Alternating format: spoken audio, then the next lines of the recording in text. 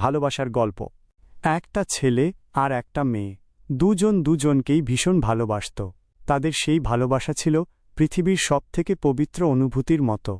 আমার জীবনেও তেমনই এক ভালোবাসার আগমন ঘটেছিল। আমি একটা মেয়েকে পাগলের মতো ভালোবাসতাম। জানেন, তাকে দেখলেই আমার মনের সমস্ত মেঘ কেটে যেত। জীবনের যত দুঃখ কষ্ট ছিল সব যেন নিমিষেই ভুল হয়ে যেত। তার হাসি, তার উপস্থিতি আমার জীবনে ছিল এক স্নিগ্ধ আলোর মতো।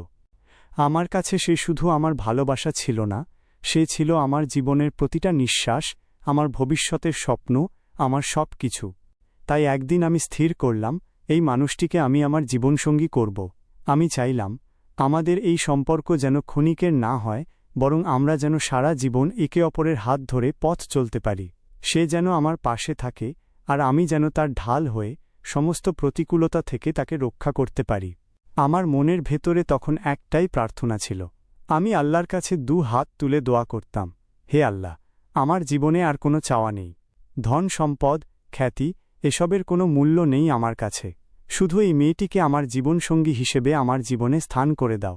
এই মানুষটির সঙ্গে থাকাটাই আমার জীবনের সবচেয়ে বড় পাওয়া।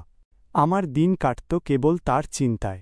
তার একটা ফোন কল, একটা মেসেজ, এমনকি তার নামটা মনে এলেও মনটা খুশিতে ভরে উঠত। তাকে ছাড়া আমার পৃথিবীর সব কিছুই যেন বর্ণহীন লাগত। কিন্তু এত ভালোবাসা সত্ত্বেও একটা জিনিস আমাকে ভীষণ কষ্ট দিত।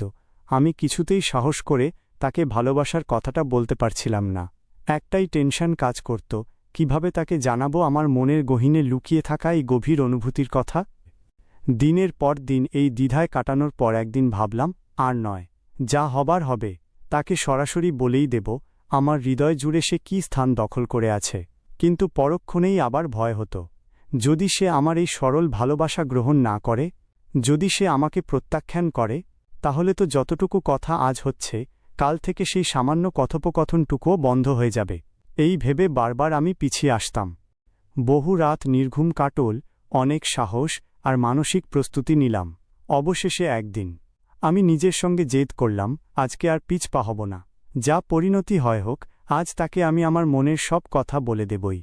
সত্যি বলতে, সেই সময় ভয়ে আমার হাত পা থরথর করে কাঁপছিল।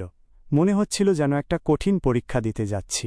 তারপরেও সব ভয়কে দূরে ঠেলে মনে সবটুকু সাহস জুটিয়ে তাকে বললাম সেই 3টি জাদুকরী শব্দ, যা আমার জীবনের মোড় ঘুরিয়ে দিল। তারপর কি হলো?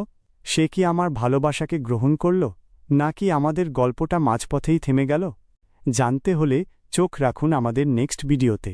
গল্পটি যদি আপনাদের মন ছুঁয়ে গিয়ে থাকে, তাহলে অবশ্যই একটি লাইক করবেন। আর এমন আরও আবেগময় গল্প শুনতে চ্যানেলটিকে সাবস্ক্রাইব করে আমাদের পাশে থাকুন। দেখা হচ্ছে খুব তাড়াতাড়ি নেক্সট ভিডিওতে। আপনারা সবাই ভালো থাকবেন।